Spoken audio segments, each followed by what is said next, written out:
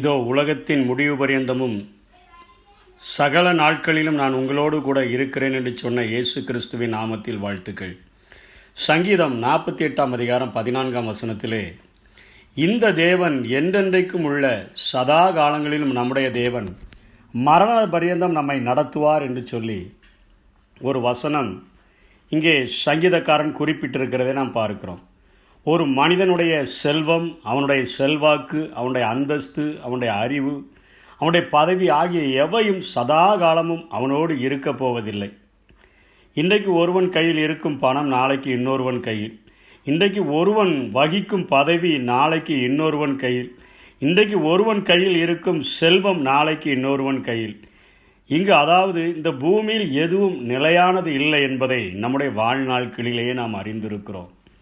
ஆனால் இந்த வசனம் சொல்லுகிறது, தேவன் என்றென்றைக்கும் உள்ள சதா காலங்களிலும் நம்முடைய தேவன். அப்போ இந்த தேவன் நம்முடைய தேவன், இந்த சர்வ வல்லமையுள்ள தேவன் சதா காலமும், அதாவது நேற்றும் நம்முடைய தேவன், இன்றைக்கும் நம்முடைய தேவன், நாளைக்கும் நம்முடைய தேவன். ஒவ்வொரு தேவனுடைய பிள்ளைகளுக்கும், தேவனை உண்மையாய் அறிந்தவர்களுக்கும் எதை குறித்து மேன்மை பாராட்டுகிறார்களோ இல்லையோ, தேவனை சதா காலமும் எங்களுடைய தேவன் என்று மேன்மை பாராட்டுகிற ஒரு ஸ்லாக்கியத்தை நாம் பெற்றிருக்கிறோம். நேற்றும் இன்றும் என்றும் மாறாத ஒரு ஆண்டவர். அவர் ஆபிரகாமின் தேவனும் ஈசாக்கின் தேவனும் யாக்கோபின் தேவனும் என்று சொல்லித்தான் அநேகருக்கு தன்னை ஆண்டவர் வெளிப்படுத்துகிறதை பார்க்கிறோம். அவருடைய வல்லமையில் இன்றைக்கும் மாற்றமில்லை, அவருடைய ஆளுகையில் இன்றைக்கும் மாற்றமில்லை, அவருடைய அன்பில் இன்றைக்கும் மாற்றமில்லை. இப்படி சதா காலமும் அழிவில்லாத ஒருவரால் தான் நமக்கு ஒரு அருமையான வாக்கு தத்தத்தையும் நமக்கு அவர் தர முடியும். இந்த வசனத்திலே அதனுடைய 2வது பகுதியாக மரண பரியந்தம் நம்மை நடத்துவார் என்கிற ஒரு அருமையான ஒரு வாக்கு தத்தமும் நமக்கு சொந்தமாக கொடுக்கப்பட்டிருக்கிறது. சதா காலமும் நம்முடைய தேவன், அவர் நேற்றும் இன்றும் என்றும் மாறாத தேவன், அன்பிலே மாற்றமில்லாத தேவன், வல்லமையிலே மாற்றமில்லாத தேவன், ஆட்சியிலே மாற்றமில்லாத தேவன், சர்வ வல்லமை உள்ள தேவன் தான் இங்கே ஒரு வாக்கு கொடுக்கிறார், மரண பரியந்தமும் நம்மை நடத்துகிற தேவன் என்று சொல்லி. இதை உறுதிப்படுத்தும் வண்ணமாக யோவான் 14:1-3 இயேசு சொல்லுகிறார், உங்கள் இருதயம் கலங்காது இருப்பதாக தேவனிடத்தில் விசுவாசமாயிருங்கள், என்னிடத்திலும் விசுவாசமாயிருங்கள் என்று அங்கே ஆண்டவர் சொல்லுகிறதை பார்க்கிறோம். இயேசு சொல்லுகிறார், நான் உங்களை திக்கற்றவர்களாக விடேன், உங்களிடத்திற்கு வருவேன் என்று தேற்றுகிற ஒரு ஆண்டவர். இங்கே உங்களுடைய இருதயம் கலங்க வேண்டாம், நீங்கள் தேவனிடத்தில் விசுவாசமாய் இருங்கள். எந்த தேவனிடத்தில்? சதா காலமும் நம்முடைய தேவன் என்று அறிமுகப்படுத்தியிருக்கிறாரே, மரண பரியந்தமும் நம்மை நடத்துவேன் என்று சொல்லியிருக்கிறாரே, அப்படிப்பட்ட தேவன் இடத்தில் நீங்கள் விசுவாசமாய் இருக்கும் பொழுது உங்கள் இருதயம் கலங்காமல் இருக்கும் என்பதை அங்கே இயேசு சொல்லிவிட்டு சொல்கிறார், என்னிடத்திலும் விசுவாசமாய் இருங்கள் என்று சொல்லி அந்த அதிகாரத்திலே என்னை கண்டவன் பிதாவை கண்டான் என்றெல்லாம் அவர் சொல்லுகிறார். இதில் இன்னொரு காரியத்தை சொல்லுகிறார், என்னுடைய பிதாவின் வீட்டில் அநேக வாசஸ்தலங்கள் உண்டு, அப்படி இல்லாதிருந்தால் நான் உங்களுக்கு சொல்லி இருப்பேன், ஒரு ஸ்தலத்தை உங்களுக்காக ஆயத்தம் பண்ண போகிறேன், நான் போய் உங்களுக்காக ஸ்தலத்தை ஆயத்தம் பண்ணின பின்பு நான் இருக்கிற இடத்திலே நீங்களும் இருக்கும்படி நான் மறுபடியும் வந்து உங்களை என்னிடத்தில் சேர்த்து கொள்ளுவேன். நான் போகிற வழியை நீங்கள் அறிந்திருக்கிறீர்கள் என்று சொல்லும் பொழுது தோமா அவரை பார்த்து சொல்லுகிறான், ஆண்டவரை, நாங்கள் எப்படி உம்முடைய வழியை அறிந்திருக்கிறோம் என்று கேட்டபொழுது இயேசு சொல்லுகிறார், நானே வழியும் சத்தியமும் ஜீவனுமாய் இருக்கிறேன் என்று சொல்லுகிறார்.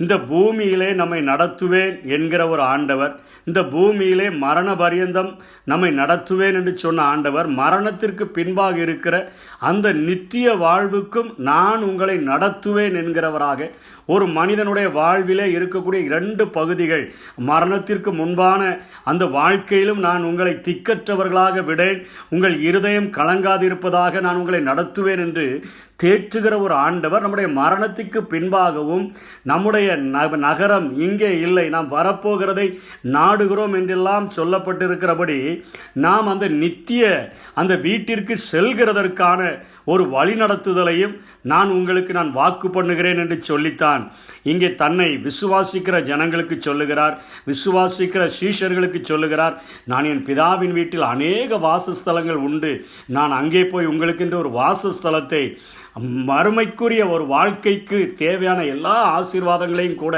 நான் உங்களுக்கு தந்து வழி நடத்துகிறதற்காக எல்லாவற்றையும் ஆயத்தம் பண்ணுகிறேன்.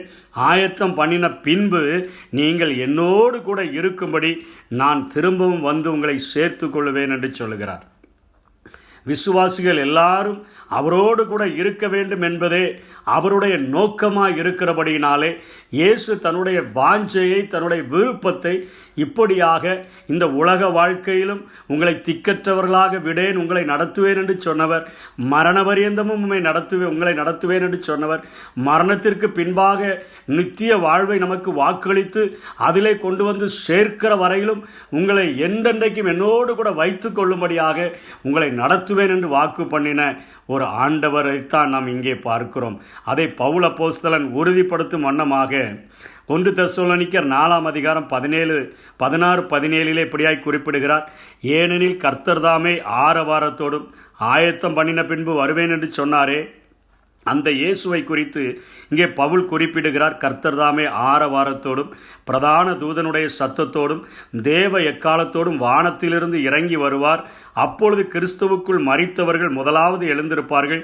பின்பு உயிரோடு இருக்கும் நாமும் கர்த்தருக்கு எதிர்கொண்டு போக மேகங்கள் மேல் அவரோடு கூட ஆகாயத்தில் எடுத்துக்கொள்ளப்பட்டு ஒரு நொடி பொழுதிலே நாம் மறுரூபமாகி இவ்விதமாய் எப்பொழுதும் கர்த்தரோடு கூட இருப்போம் என்று இங்கே பவுல் அப்போஸ்தலன் எழுதுகிறதை பார்க்கிறோம். உபத்திரவ நாட்களுக்கு முன்பாக, கொடுமையான உபத்திரவங்கள் இந்த உலகத்திலே உண்டாகிறதுக்கு முன்பாக கர்த்தருடைய சத்தம், ஆரவார சத்தம், பிரதான தூதனுடைய சத்தம், தேவ எக்காலங்கள் இவைகள் தொனிக்கப்படுகிற அந்த நேரத்தில் மத்திய ஆகாயத்தில் எடுத்துக்கொள்ளப்பட்டு அழிவில்லாத அந்த சரீரம் அழிவில்லாமையை தரிப்பித்து கொண்டதாக, ஒரு நொடி பொழுதிலே மறுரூபமாக்கப்பட்டதாக, கிறிஸ்துவருக்குள் மரித்தவர்களும் எழுந்திருந்து அந்த ஆண்டவரை மத்திய ஆகாயத்திலே சந்தித்து என்றென்றைக்கும் அவரோடு கூட இருக்கிற வாழ்க்கையை தருவேன் என்று சொல்லி வாக்கு பண்ணியிருக்கிறதை இங்கே பவுல் அப்போஸ்தலன் உறுதிப்படுத்துகிறதை பார்க்கிறோம். சங்கீதம் 48:14 மீண்டும் சொல்லுகிறேன். இந்த தேவன்